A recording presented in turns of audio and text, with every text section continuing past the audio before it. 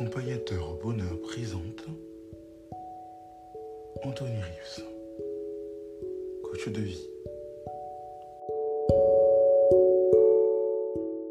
Ignorez-vous ou fuirez-vous les cactus? Ignorerez-vous ou fuirez-vous les cactus? Alors vous vous rappelez sans doute de ce podcast, les mirages de votre imagination ne se définissent pas. Cette fois-ci, on retrouve un homme dans le désert, seul, assoiffé. Il a déjà traversé plusieurs mirages. Il s'est fourvoyé. Il est presque découragé. Mais malheureusement, cet homme a ignoré quelque chose de fondamental sur son chemin, les cactus. À cause de leur piquant, à cause de leur épine en fait. Cet homme, assoiffé, les a ignorés et en fait s'est effondré, asséché, mort, à côté d'une source qui regorgeait d'eau. Laquelle? Mais c'est insensé, n'est-ce pas? Parce qu'on dit qu'on est dans un désert. L'homme a soif, il a vu plusieurs mirages. C'est normal qu'il s'effondre. Mais en fait, il a ignoré les cactus ou les a même fui. Et le problème avec les cactus, c'est qu'ils sont peut-être piquants. Mais dans un désert, lorsque vous voyez un cactus, ne le fuyez pas, ne l'ignorez pas, car il est gorgé d'eau. Pourquoi parle-t-on des cactus aujourd'hui? Est-ce que c'est pour développer un podcast sur la survie? Non, forcément. L'idée, c'est que parfois, dans le désert de notre vie, de nos objectifs même de vie, on peut avoir l'impression d'être dans un désert.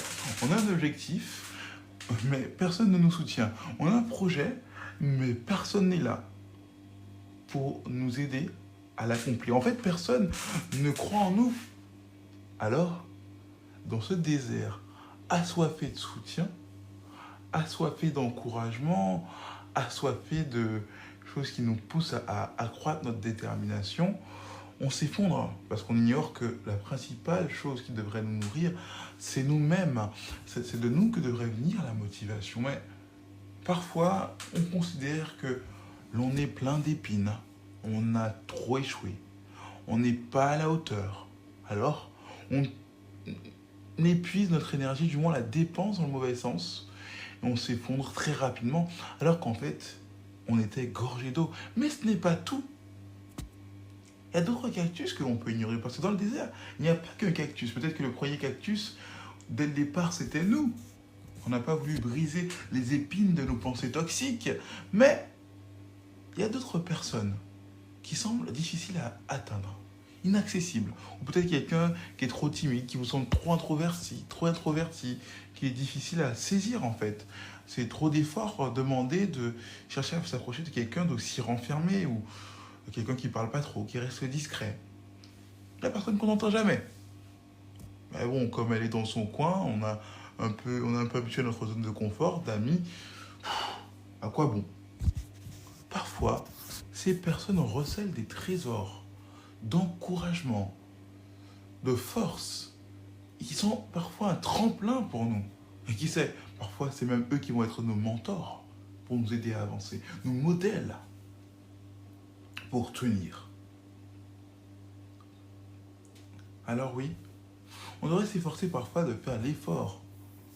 C'est une oxymore que je viens de faire, c'est une oxymore. On devrait s'efforcer parfois d'aller, de se pousser, de se forcer à aller vers de telles personnes qui semblent être des cactus, mais qui pourtant sont vivifiantes, encourageantes, et cachent des secrets dans leur personnalité qui sont brillantes.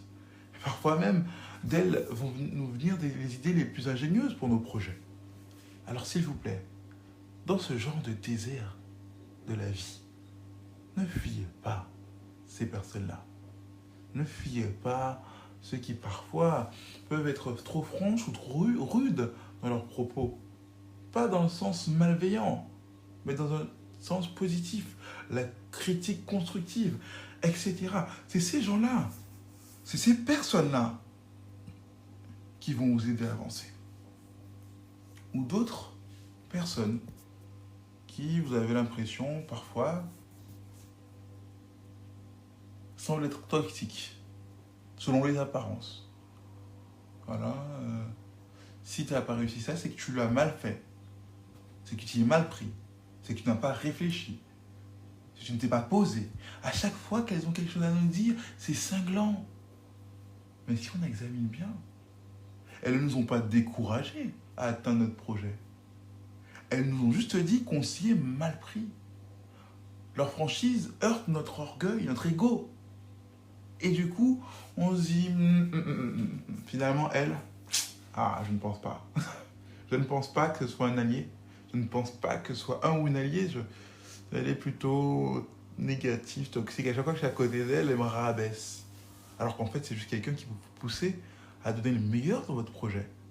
C'est juste qu'elle ne sait pas comment formuler les choses. Elle a peut-être aussi besoin que dans votre communication avec elle, vous lui fassiez comprendre que ça vous heurte, que ça vous blesse.